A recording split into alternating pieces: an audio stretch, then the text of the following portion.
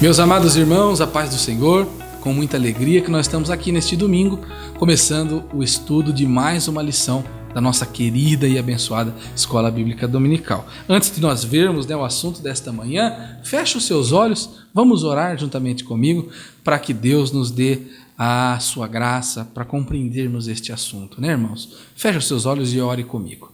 Senhor, nosso Deus e nosso Pai, te agradecemos, Senhor, por estar na Tua presença, reunidos, Senhor, com o propósito de estudar a Tua palavra.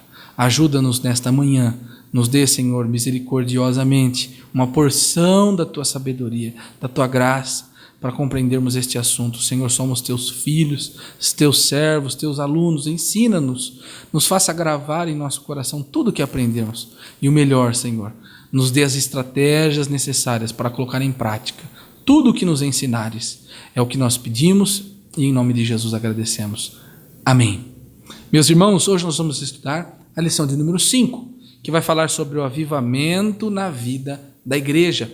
Lembrando que nós estamos nesse trimestre, falando sobre avivamento. O título da lição, nesse trimestre é Aviva a Tua Obra, o chamado das Escrituras ao quebrantamento e ao poder de Deus. Com certeza Deus tem falado, falará hoje e continuará falando profundamente em nossos corações. Na lição de número 5, irmãos, o nosso textuário, os irmãos podem acompanhar na sua lição, na sua Bíblia Sagrada, encontra-se em Atos dos Apóstolos, capítulo 2, e o versículo 4 que diz: E todos foram cheios do Espírito Santo, e começaram a falar em outras línguas, conforme o Espírito Santo lhes concedia que falassem.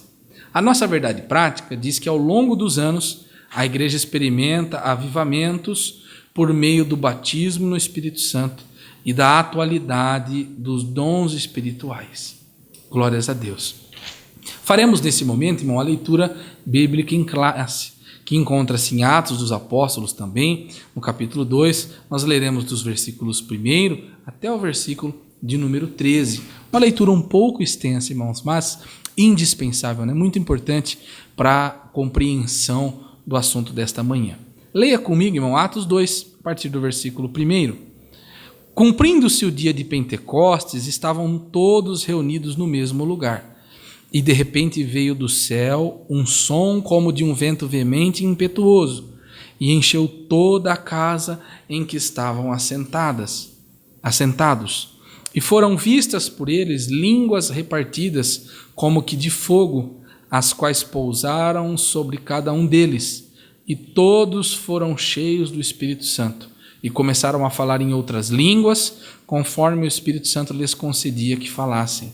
E em Jerusalém estavam habitando judeus, varões, religiosos, de todas as nações que estão debaixo do céu.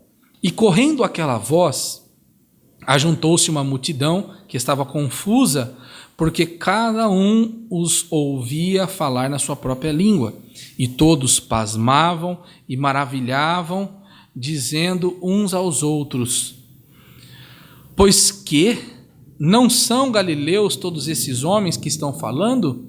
Como, pois, os ouvimos, cada um na sua própria língua em que somos nascidos? Partos e medos, elemitas, e os que habitam na Mesopotâmia e Judeia, e Capadócia, e Ponto, e Ásia, e Frígia, e Panfilha, Egito e partes da Líbia, junto a Cirene, e forasteiros romanos, tanto judeus como prosélitos, e cretenses e árabes, tantos os temos ouvidos em nossas próprias línguas falar das grandezas de Deus. E todos se maravilhavam e estavam suspensos, dizendo uns para os outros: Que quer isto dizer? E os outros, zombando, diziam: Estão cheios de mosto, ou estão embriagados. Irmãos, que leitura maravilhosa, Aqui está registrado, como estudamos lá na terceira lição, o maior avivamento da história, a descida do Espírito Santo, aquele mover, aquele avivamento tão singular e especial que marca o nascimento da igreja primitiva e o revestimento daqueles homens para a pregação do Evangelho, para o cumprimento da missão integral da igreja. Então, irmãos, nós, nesta manhã, estudaremos este assunto tão maravilhoso. E eu convido você a receber nosso irmão, pastor Roberval, e nós juntos ouviremos a voz de Deus através do nosso irmão, que é um instrumento do Senhor para nos ensinar a sua palavra nesta manhã tão gloriosa. Olá, meus irmãos, a paz do Senhor a todos. É com grande prazer que nós vamos hoje estudar a nossa lição de número 4, conforme já falado. E muito importante essa lição, que o título dela, conforme já mencionado, o Ministério Avivado de Jesus Cristo. Ministério Avivado de Jesus. Então, primeiramente, eu quero falar sobre o termo avivado. O que é avivado? Avivado é uma pessoa com disposição para fazer a obra de Deus, uma pessoa que tem disponibilidade, entusiasmado, uma pessoa que está sempre desejoso de fazer a obra de Deus, mesmo que essa pessoa não seja um obreiro, mas é uma pessoa avivada, uma pessoa que tem desejo de sempre estar na presença de Deus e sempre estar na disposição também daquilo que lhe for necessário. A nossa verdade prática aqui, conforme já comentado, ela fala sobre isso, que o alcance espiritual da vida de um crente avivado, ele então, a gente se identifica por essas qualidades. A nossa introdução aqui da lição, ela diz o seguinte: Jesus iniciou o seu ministério na Galileia, provocando grande repercussão diante do povo, pois a sua fama correu por todas as terras em derredor. Isso aconteceu porque, pela virtude do Espírito Santo, voltou a Galileia. Então, aqui o termo está dizendo que Jesus voltou a Galileia, porque, como é do conhecimento, talvez, de todos, Jesus ele tinha feito apenas um milagre na Galileia, que foi o primeiro milagre em uma festa de casamento, e depois Jesus se retira dali. Ele vai para outras regiões, e ele vai para as regiões da Judéia, e ele foi lá, visitou algumas sinagogas, fez alguns milagres, e o certo é que a fama de Jesus, ela se espalhou também na Galileia, de onde Jesus tinha saído. E quando ele volta para a Galileia, novamente, pela virtude do Espírito Santo, nesta lição veremos o impacto do ministério do Senhor sobre o povo. Além de um ministério avivado, sua mensagem era programada sobre a autoridade do Espírito Santo. Comentando aqui esta introdução, a gente já entende uma coisa: a obra de Deus, ela só é feita através do Espírito Santo. A pessoa precisa ter a autoridade, a legalidade do Espírito Santo, e o que dá legitimidade para nós fazermos a obra de Deus é o Espírito Santo. O cristão, ele precisa ser cheio do Espírito Santo, é indispensável ser revestido do Espírito Santo para que o seu ministério tenha êxito, que o seu ministério ele se alavanque, ele tenha prosperidade. A gente sabe que uma pessoa pode ser até um bom intelecto, pode ser até um bom administrador de empresa, ele pode ser uma pessoa de uma sabedoria terrena até invejável, mas necessariamente para fazer a obra de Deus ele precisa ser revestido pelo Espírito Santo, porque é o Espírito Santo que lhe dá autenticidade, que dá legalidade, fortalece, é o Espírito Santo que dá virtude e qualifica o obreiro para fazer a obra de Deus. Então é isso, comentando aqui o nosso comentário. O nosso primeiro tópico, ele diz assim, olha, Jesus e a pessoa do Espírito Santo. No nascimento, o anjo Gabriel deu a seguinte notícia: Maria, descerá sobre ti o Espírito Santo. Então aqui a gente já vê a obra do Espírito Santo no nascimento de Jesus. A gente sabe que Deus é Espírito.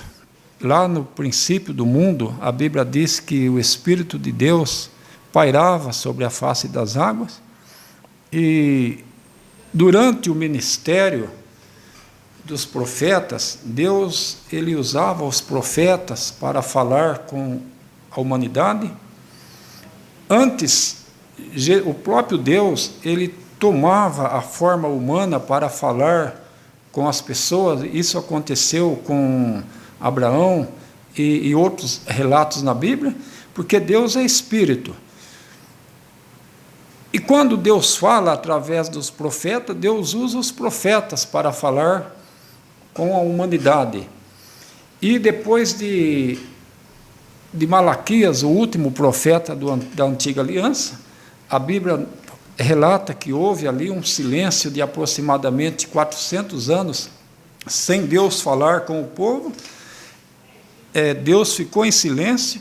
E agora imagine você, querido amigo, depois de 400 anos, uma jovem, a gente sabe que ela era uma jovem crente, ela temia a Deus, ela servia a Deus, porque a Bíblia relata isso, que Maria e José, lá no Evangelho de Lucas, trata José como, fala que ele era justo, então ele era uma pessoa temente a Deus, e depois de 400 anos, um anjo, ele desce e fala para Maria assim: olha, Maria, descerá sobre ti a virtude do Espírito Santo, e a virtude do Altíssimo te cobrirá com a tua sombra, pelo qual também o santo que de ti há de nascer será chamado Filho de Deus. Lucas 1:35. Então, a gente vê aqui já o Espírito Santo trabalhando já para trazer Jesus sobre a terra em forma humana. Jesus, ele nasceu, diz lá em Gálatas, que Jesus nasceu na plenitude dos tempos. A plenitude dos tempos, ela começou com Jesus. Jesus esteve aqui na terra na plenitude dos tempos, e logo depois da partida de Jesus, quando ele morre na cruz do Calvário e sobe para o céu, ali começam os últimos dias, conforme está em Atos dos Apóstolos, capítulo 2. Mas o certo é que para que Jesus viesse de forma humana para morrer na cruz, para fazer a obra salvífica pelos pecadores, então o Espírito Santo teve uma grande atuação. E ainda comentando aqui, como que se deu isso? O anjo fala com Maria, num primeiro momento ela até questiona com o anjo, diz: mas eu ainda sou noiva, eu não sou casada, eu estou esperando a hora, o momento certo de me casar. Mas o anjo, em Lucas 1:37, ele diz assim: Maria, não importa se você ainda não é casada, se você é apenas noiva, o importante é que para Deus nada é impossível. E aí, o Espírito Santo, quando vê que Maria se coloca à disposição, e ela diz: olha, seja feita então a vontade de Deus na tua serva, então naquele momento, a Bíblia diz que naquele exato momento, houve um milagre do Espírito Santo. Tanto que nós vemos aqui, e todo mundo sabe, que Jesus nasceu, ele não precisou que houvesse ali um relacionamento, né? Não necessitou que houvesse ali o espermatozoide, porque aquilo foi uma obra do Espírito Santo, de verdade. Maria, ela gerou Jesus virgem, e Deus não permitiu que José se relacionasse com Maria até que Jesus nascesse. Então, queridos, foi uma verdadeira obra do Espírito Santo. Nós vemos que José, quando fica sabendo da notícia, ele então, a Bíblia diz lá em Lucas, que como ele era um homem justo, ele então, secretamente, ele intentou deixá-la, mas o anjo então, nesse momento, está em São Mateus capítulo 1, versículo 20, o anjo aparece para José e diz assim: José, não temas receber a sua esposa, porque o que nela está gerado é do Espírito Santo. Então aqui a gente aprende uma coisa: quem é o pai de Jesus? O pai de Jesus é o Espírito Santo. Quem é o Espírito Santo? O Espírito Santo é o próprio Deus. Deus é Espírito e Ele mesmo, Ele entra no ventre de Maria, Ele se autogerou no ventre de Maria. Isso foi a obra mais linda do Espírito Santo, e Ele cria ali aquele tabernáculo, o Senhor Jesus Cristo, aquela pequeno embrião, aquele pequeno feto, e com o tempo, então, nós vamos aqui decorrer na lição, que se inicia a obra do Espírito Santo. Então, quem iniciou a obra de Jesus aqui foi o Espírito Santo, com o nascimento. Isso começa já, estou relatando aqui, com o nascimento de Jesus, ainda até mesmo antes de Jesus nascer. E aí o texto aqui continua dizendo assim, olha, essa criança ela será chamado Filho de Deus. Aqui vemos o papel do Espírito Santo como executor divino do mistério da encarnação. Olha aqui, o nosso comentarista, ele chama esta encarnação de mistério. O nosso comentarista aqui, ele muito rico nos seus comentários, porque realmente isso é um mistério, o Emanuel, o Deus conosco. Então, como que aconteceu isso? Eu vou aqui resumir um pouquinho. Deus é Espírito, e Ele queria descer na terra, fazer a obra que estava anunciada pelos profetas, morrer na cruz do Calvário, pagar a conta, morrer pelos nossos pecados, morrer no nosso lugar, e isso teria que ser feito. Só que como que é que vai pregar um espírito na cruz? Não tem como, o espírito é invisível, Deus é invisível, a Bíblia diz que Deus é inacessível aos homens, Ele é inacessível, nós chegamos a Deus através de Jesus. Então Deus é espírito, é isso que, primeira coisa, nós precisamos entender nessa lição. E Ele então, para pagar essa dívida, Ele então desce como o Emanuel, o Deus conosco. A Bíblia diz que toda a divindade da plenitude, toda a plenitude, tudo que se era de Deus, estava em Jesus. O comentarista aqui, ele usa aqui o termo que está lá em João, ele trata Jesus, que se tornou o Emanuel. Isso significa Deus conosco, o Deus que se fez homem e habitou entre nós. Então, queridos, é bom a gente entender isso aqui, já começando essa lição, que o próprio Deus, Ele desceu na terra, o Emanuel, o Deus conosco, através de Jesus. E isso é tão lindo que, certa vez, Filipe disse para Jesus assim: Senhor, mostra-nos o Pai, porque o Senhor fala tanto do Pai, o Senhor comenta tanto do Pai, mostra o Pai para nós. Aí Jesus disse assim: Filipe, eu estou convosco há tanto tempo, Filipe, e vocês ainda não me conhecem. Quem vê a mim, Filipe, vê o Pai. Então aqui a gente entendemos que ali estava tudo o que era de Deus, estava em Jesus. O Emanuel era o Deus conosco, reconciliando o mundo consigo mesmo. Então, queridos, tendo explicado essa parte aqui, eu vou agora dar sequência. Agora, no batismo, antes de iniciar o seu ministério na Galileia, Jesus submeteu-se ao batismo de João. No Rio Jordão, ao sair da água, viu o Espírito descendo como forma de pomba, vindo sobre ele. E eis que uma voz do céu lhe dizia: Este é o meu Filho amado, em quem me comprazo. Então, aqui outra coisa importante, a gente entender isso. O Espírito Santo desceu como forma de pomba. Aquilo foi para que as pessoas que estivessem ali vissem. Então, ele tomou uma forma, não é que ele virou uma pomba, é bom a gente entender isso. Ele, quando a Bíblia diz é em forma de pomba, ele tomou uma forma e ele pousou para que as pessoas pudessem ali ver e formalizar, então, aquele ato rico, logo ali no dia do batismo de Jesus. É o Espírito Santo trabalhando no meio da humanidade. Viu o Espírito de Deus descendo como pomba vindo sobre ele, e eis que uma voz do céu lhe dizia: este é o meu filho amado, em quem me comprazo, isso é, eu tenho prazer, este é o meu filho. Era uma manifestação embutível da Santíssima Trindade. O Pai declarando Jesus como filho amado, o Filho Jesus saindo da água e o Espírito Santo materializado em forma de pomba. Olha aqui, em forma de pomba, foi o que eu acabei de explicar, descendo sobre ele. Na tentação, depois do batismo, Jesus foi conduzido pelo Espírito ao deserto para ser tentado pelo diabo.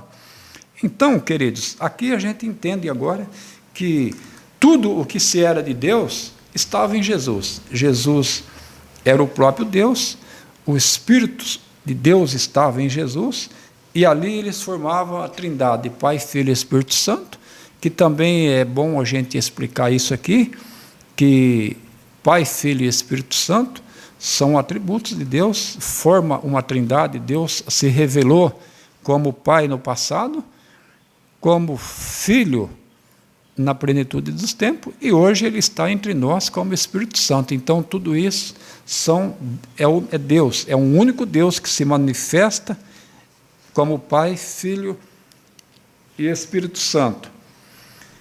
Em todas as investidas de Satanás, Jesus foi vencedor usando a poderosa palavra de Deus. A cada ataque, nosso Senhor respondia. Está escrito. Aqui a gente também aprende uma coisa maravilhosa. Como que nós vencemos os ataques do diabo? Pela palavra de Deus, porque a palavra de Deus é o verbo que se fez carne e habitou entre nós. Deus é a sua palavra. Quando a Bíblia diz assim que no princípio era o verbo, é isso que nós vemos. Deus é a palavra é Deus. Então, por que Jesus citava a Bíblia para vencer o diabo? Porque a palavra é o próprio Deus. Então, é assim que nós vencemos o diabo, é pela palavra de Deus. Assim fica claro que o Senhor Jesus não tivesse a presença, ou melhor, assim fica claro que se o Senhor Jesus não tivesse a presença do Espírito Santo, o resultado de suas provações não seria satisfatório. Então, por que Jesus venceu todas as tentações? É porque ele tinha o Espírito Santo. E aqui eu volto lá no começo da lição. Nós não conseguiremos vencer os maus dessa vida, vencer o pecado, vencer as nossas lutas, tribulações e principalmente as investidas que o diabo faz contra nós, se não for pelo Espírito Santo. Pelas nossas forças, jamais. Nós jamais conseguiremos vencer os maus dessa vida pela nossa força. Então, é muito importante, é indispensável que um cristão tenha o Espírito Santo de Deus na sua vida. Subtópico 2. O Espírito Santo no ministério de Jesus. Com certeza, cerca de 30 anos, Jesus iniciou seu ministério terreno depois de voltar do monte da tentação no deserto da Judéia pela Galileia. A leitura bíblica em classe dessa semana mostra que Jesus foi ungido pelo Espírito para evangelizar os pobres. Esta era a missão do seu ministério. De modo geral, nosso Senhor sabia que, por causa dos bens terrenos, os ricos desse mundo não se interessam pela palavra de Deus. Olha, aqui tem uma coisa importante que eu quero salientar com você, prezado amigo. Quando a Bíblia diz que Jesus sabia que os ricos desse mundo não iriam se interessar pela palavra de Deus, a Bíblia aqui ela não está fazendo distinção entre pobres e ricos. Quando o comentarista que usa o termo os ricos desse mundo, ele não está dizendo que rico não tem direito à salvação, é que a pessoa, mesmo ele sendo rico ou sendo pobre, ele precisa entender uma coisa: ele é dependente de Deus, nós somos dependentes. É por isso que, em certa ocasião, o salmista, ele era um homem muito rico, ele era um homem que tinha muitos bens materiais, mas numa certa ocasião de sua vida, ele fez a seguinte declaração: eu sou pobre e necessitado. O salmista não era pobre, materialmente, financeiramente falando, mas ele estava expressando aqui a sua dependência de Deus. É isso que nós devemos ter. Os ricos daquela era, quando Jesus veio, eles eram até frequentadores da sinagoga, eram homens religiosos, fariseus, que tinham muitos bens materiais, mas eles estavam ali convictos que a bênção de Deus ela estava relacionada pelo fato deles serem ricos, deles terem bens materiais, e não é isso. Nós podemos ser pobre, morar numa casinha bem simples e ser muito abençoado por Deus, e também nós podemos ter muito dinheiro e não ser abençoado por Deus, se nós assim confiarmos nas nossas riquezas. Então Jesus sabia já, como ele era o próprio Deus, que ele seria rejeitado. De modo geral, nosso Senhor sabia, pela causa dos bens terrenos, que os ricos não se interessassem pelas palavras. Além disso, nosso Senhor foi ungido pelo Espírito para, aqui Espírito, o Espírito de Deus, para curar os quebrantados de coração. O que é quebrantado? É pessoas com disposição para ouvir, para aceitar e principalmente para obedecer a palavra de Deus. Além disso, nosso Senhor foi ungido para curar os quebrantados de coração, e só para explicar, os quebrantados de coração são aqueles que têm um coração humilde, uma disposição para submeterem-se à vontade de Deus. É isso que é humildade. Humildade não é você andar de uma maneira em que a expressar a sua humildade pela roupa, ou pelo seu vocabulário, talvez, ou pelo lugar que você mora. Humildade não é isso. A pessoa pode, como eu já disse aqui, pode morar até numa favela e ser uma pessoa soberba, não ter humildade. Não é isso que é humildade. Humildade, ela é outra coisa. Humildade, ela vem de dentro para fora e não de fora para dentro. A humildade, ela não é uma coisa exterior. Por isso, nosso Senhor veio tocar o coração dos homens. Ainda mais, ele também fez um convite aos cansados e oprimidos. Apregoou a liberdade aos cativos, aos que estão sujeitos à escravidão do pecado, deu vista ao cego e pôs em liberdade os oprimidos desse mundo. O Espírito Santo atuava diretamente na obra do nosso Senhor. Então, aqui, o Espírito Santo de Deus, em todos os momentos, nós vemos aqui o Espírito de Santo trabalhando na vida de Jesus. Agora nós vamos entrar no tópico 2 e nós vamos aprender uma coisa. Como é que eu consigo o Espírito Santo de Deus na minha vida? Tópico 2. Diz assim, olha, Jesus e a oração em seu ministério. O valor da oração, a oração do nosso Pai, ou melhor, a oração do Pai Nosso aparece em duas versões, nos Evangelhos, a primeira em Mateus e a segunda em Lucas. Em Mateus, ela se encontra no contexto do Sermão do Monte. Ali, a oração do Pai Nosso se cumpre uma mera orientação litúrgica, mas revela o coroamento de um estilo de vida sem hipocrisia e exibicionismo religioso. O que Jesus estava falando aqui? Que não adianta viver uma vida de exibicionismo religioso, participar de uma linda liturgia de culto, praticar a religião, e não ter humildade, não ter um coração com disposição para obedecer a palavra de Deus. Nós vimos lá, aqui fazer um pequeno comentário, quando aquele jovem rico, ele veio até Jesus ali para perguntar o que eu faço para herdar a vida eterna, e a gente entende duas situações. Primeiro, porque ele era um jovem muito bem sucedido financeiramente, isso está claro, Jesus sabia disso. Segunda coisa, ele não tinha certeza da salvação, porque ele veio perguntar para Jesus. E a terceira coisa é que o Deus dele era o dinheiro. Então, não adianta ser um bom religioso, é o que era esse jovem rico. Ele disse para Jesus assim, essas coisas que o senhor está falando aí, eu pratico muito tempo, desde a minha infância. Então, a gente entende aqui pelo texto da palavra de Deus que ele era um bom religioso, mas só isto não basta.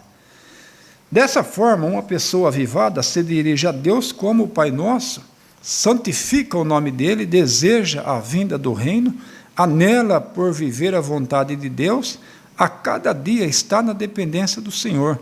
O pão nosso de cada dia nos dá hoje. Aqui também nós aprendemos que a oração do Pai Nosso, nós santificado seja o teu nome. Como que nós santificamos o nome de Deus? Deus já é santo, nós não precisamos santificar Deus, é isso que nós precisamos entender. Quando nós, santificado seja o seu nome, que nós mencionamos na oração do Pai Nosso, nós santificamos a Deus através do nosso testemunho. As pessoas glorificam a Deus, exaltam, e o nome de Deus ele é exaltado através do comportamento. Nós santificamos o nome de Deus. A cada dia está na dependência do Senhor. Dá-nos o pão nosso. Confessa os pecados e pede perdão. Ela suplica por proteção a Deus e, finalmente, sabe que dele é o reino, o poder e a glória para sempre.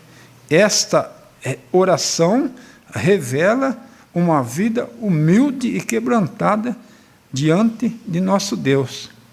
Então, aqui o comentarista, ele nos ensina e nos orienta que o cristão ele deve ter uma vida contínua de oração. Lá em Tessalonicenses, o texto diz assim, olha, orai sem cessar. Não tem como, não existe a possibilidade de um cristão ele ter uma vida espiritual bem-sucedida se ele não gosta de oração, não ora.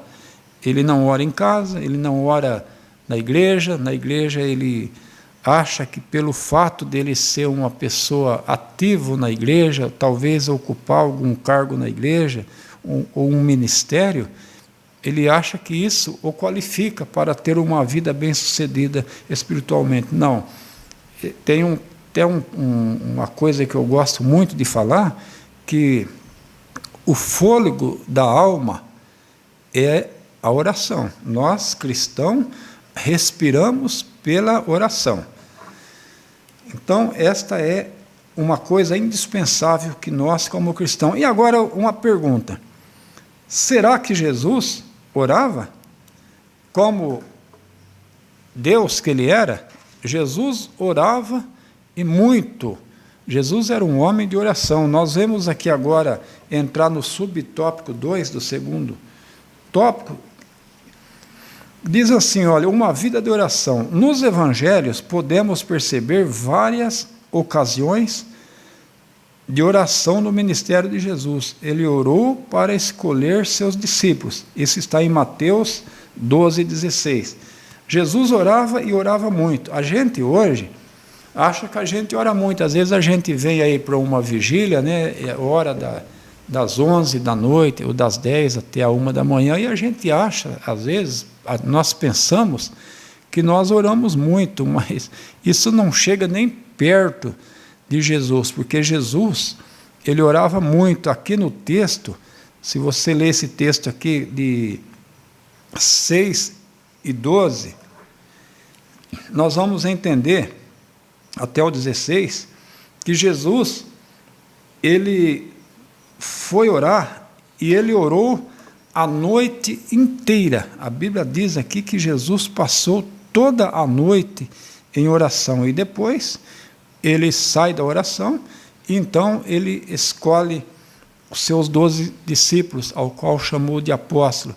Então, em todas as nossas decisões que nós tomamos como cristão, nós precisamos orar. Precisamos orar para sair de casa, precisamos orar num momento de gratidão a Deus, precisamos orar para tomar uma decisão importante na vida, uma troca de emprego. Às vezes você está pensando em pedir demissão na empresa ou entrar para outra empresa, você precisa orar em tudo. O cristão, ele é guiado pela oração, ele é guiado por Deus. Então, como que ele é guiado por Deus? É buscando a Deus em oração. Nós devemos orar. Oração é indispensável. Em Mateus 12,16, Jesus faz uma oração de gratidão por Deus se revelar aos humildes de coração. No envio dos 70 discípulos, logo aprendemos com Jesus a importância de uma vida de oração, pois mesmo sendo Deus na condição humana, nosso Senhor buscava comunhão com o Pai por meio da oração. Além disso, sua vida de oração no Getsemane, também nos ensina que a vontade do Pai sempre é a melhor. Então nós precisamos orar, porque Jesus, como Deus que ele era, mas também ele era homem, então Jesus orou. Jesus, ele era o próprio Deus, ele era 100% Deus, mas ele se humanizou, como nós já lemos aqui no tópico da lição. Então ele deixa-nos um exemplo maravilhoso da oração. O cristão precisa orar, porque a nossa vida ela será direcionada pelo Espírito Santo através da oração. Como que nós buscamos o Espírito Santo na nossa vida? Através da oração. Tópico 3. Uma vida na unção do Espírito. Primeira coisa, o que é unção? Vamos falar um pouquinho. Tem gente que pensa que unção é só ser ungido ali. A unção, é claro que é também, a gente recebe a unção quando somos consagrados, ou como alguém até pede unção quando está doente. Mas a unção aqui que o contexto fala, ela fala de poder, é autoridade. A unção, ela atribui autoridade para a pessoa que está sendo ungido para uma determinada função. Lá no passado a gente via até o termo ungido do Senhor, então aquilo indicava que era uma autoridade que a pessoa tinha recebido. No caso do Antigo Testamento, os reis, eles recebiam a unção para ser ali o monarca, e nós até vemos aqui uma situação bem interessante. Saul, ele foi ungido a rei, e num certo momento de sua vida, ele estava até contra os propósitos de Deus, estava andando na contramão da palavra de Deus, mas mesmo assim, Davi o chamou de ungido do Senhor.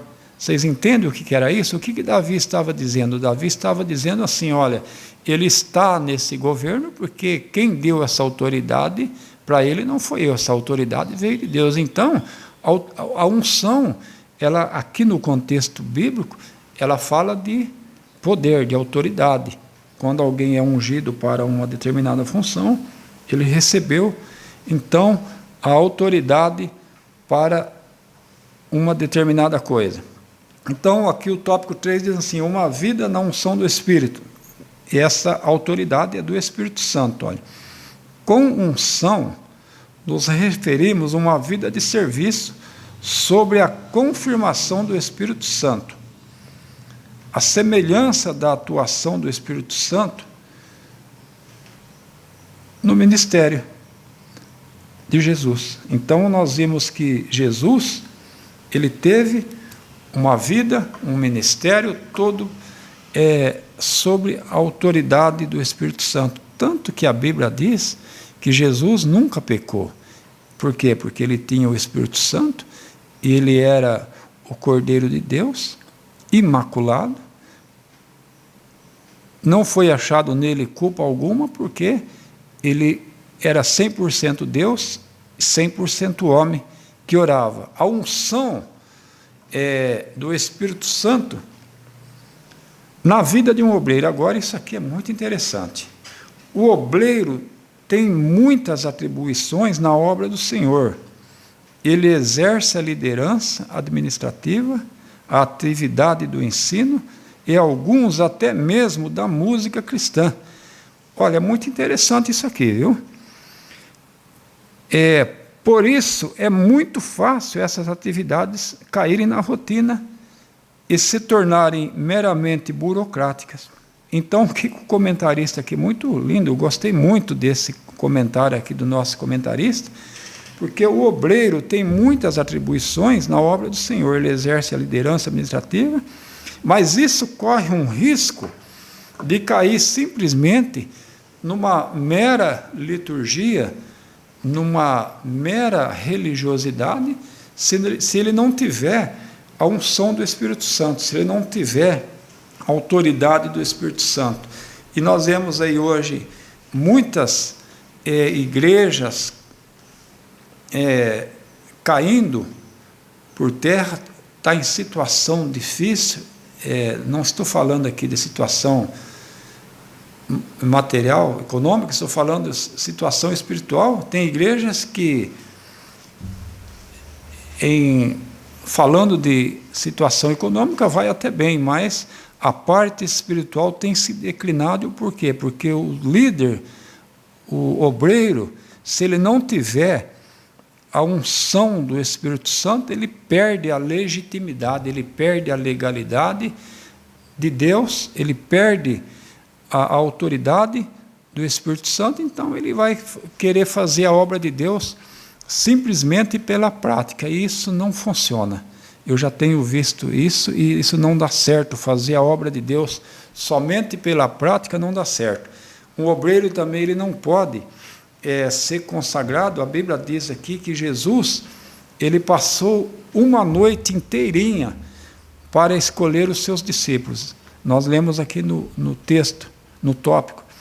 E também nós temos que aprender aqui que nós temos que orar para consagrar, para separar pessoas para o ministério. Não se consagra pessoas porque ele é uma pessoa ele tem muita capacidade humana, e aí eu vou consagrar essa pessoa achando que porque ele tem uma boa qualificação na sua vida profissional, que talvez ele vai ser um bom obreiro. São duas coisas diferentes. É claro que isso ajuda, né, mas são duas coisas completamente distintas, são coisas diferentes. O obreiro ele precisa indispensavelmente ser cheio do Espírito Santo, ter a autoridade do Espírito Santo. E aproveitando, aqui ele também faz um comentário muito interessante. Olha, até mesmo na música cristã, por isso é muito fácil essas atividades caírem na rotina e se tornarem meramente burocráticas. Até aqui o comentarista está dizendo que um músico também, ele precisa ter a autoridade do Espírito Santo para exercer o seu instrumento, para que isso não caia numa rotina, para que não vire uma coisa automática.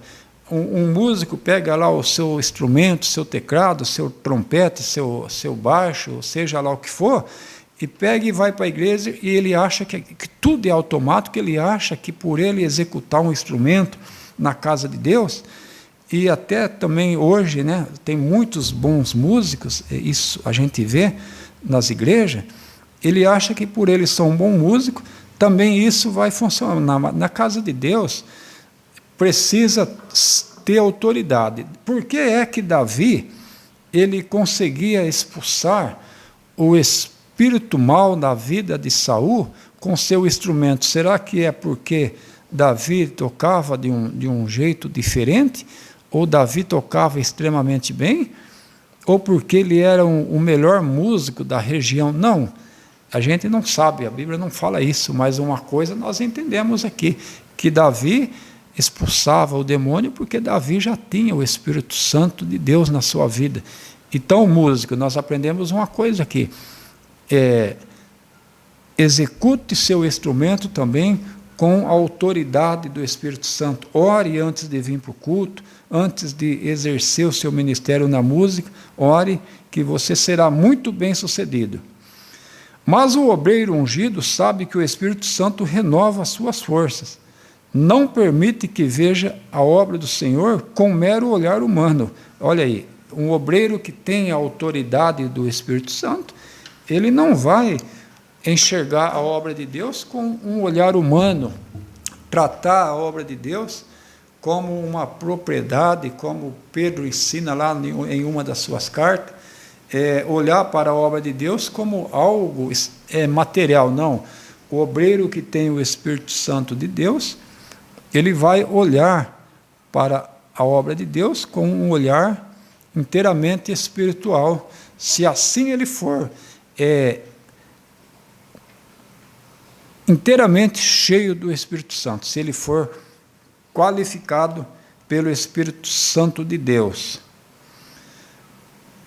E de maneira graciosa, ele vê a confirmação do seu ministério quando o Senhor salva vidas, por meio de uma pregação ungida. Olha aí, que coisa linda. Um obreiro ungido pelo Espírito Santo, ele sabe, ele conhece que quando ele sobe no altar, ele precisa ser cheio do Espírito Santo, porque senão a sua pregação, o seu sermão, ainda que ele tenha um vocabulário bonito, um vocabulário muito lindo, com um português correto, tudo isso é bom, é muito importante. A gente que faz a obra de Deus, é bonito ver uma pessoa expressar um bom vocabulário, saber falar um português correto. Eu gosto muito de ver isso, mas tudo isso não tem nenhuma eficácia se não tiver a unção do Espírito Santo.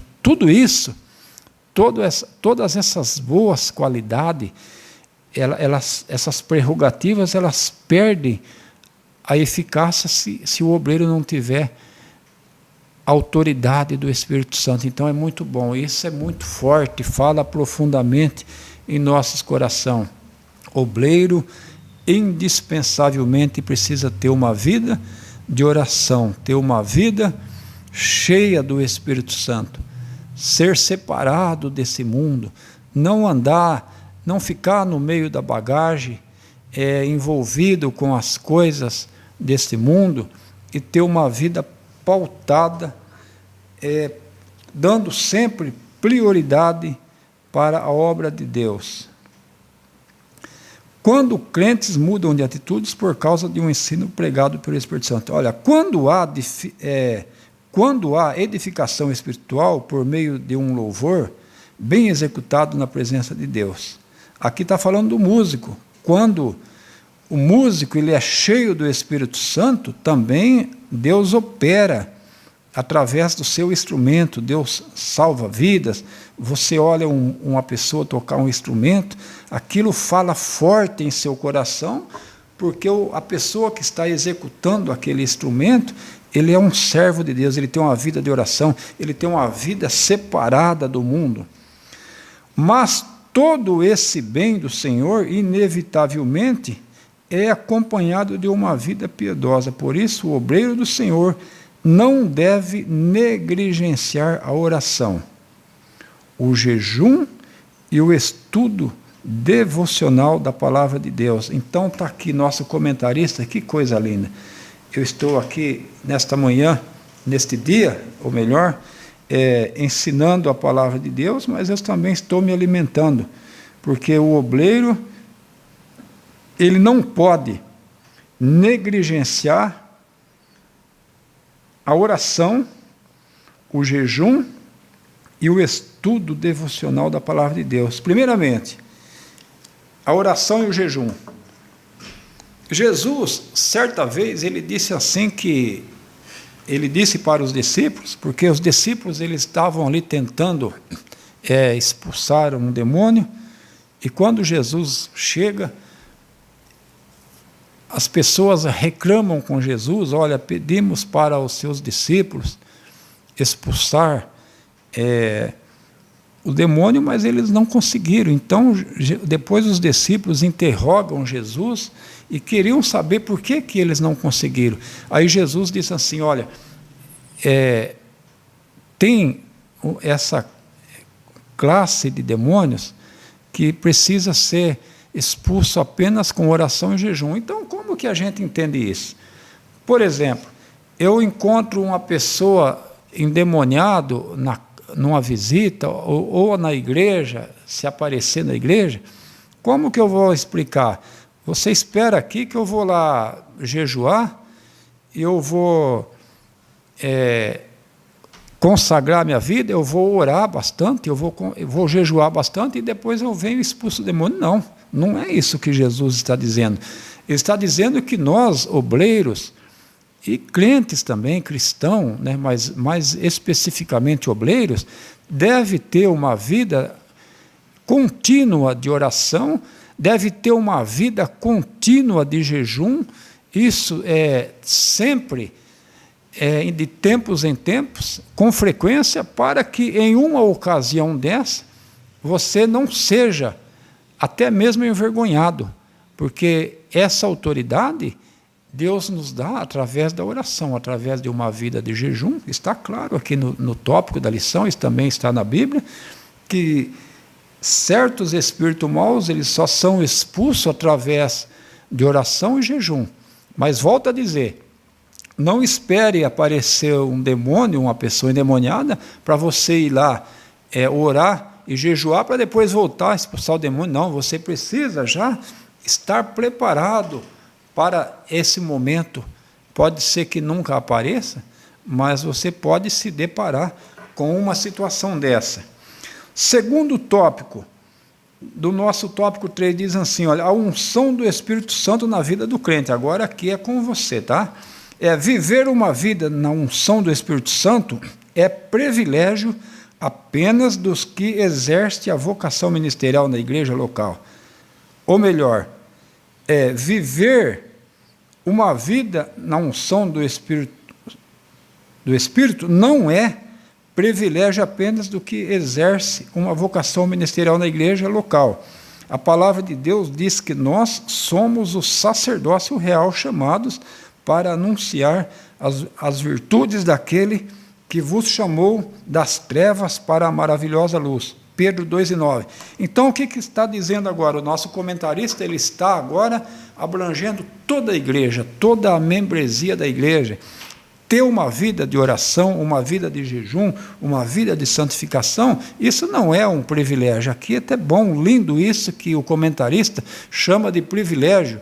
Isso não é um privilégio apenas de obreiro, de músico, daqueles que exercem um ministério na igreja, um departamento. Não, isto aqui é privilégio para toda a igreja. Nós, como cristãos, certa vez, quando Jesus disse assim, olha, eu estou indo para o Pai, mas vocês porão mão sobre os enfermos e os curarão. Esta autoridade não é só para o obreiro.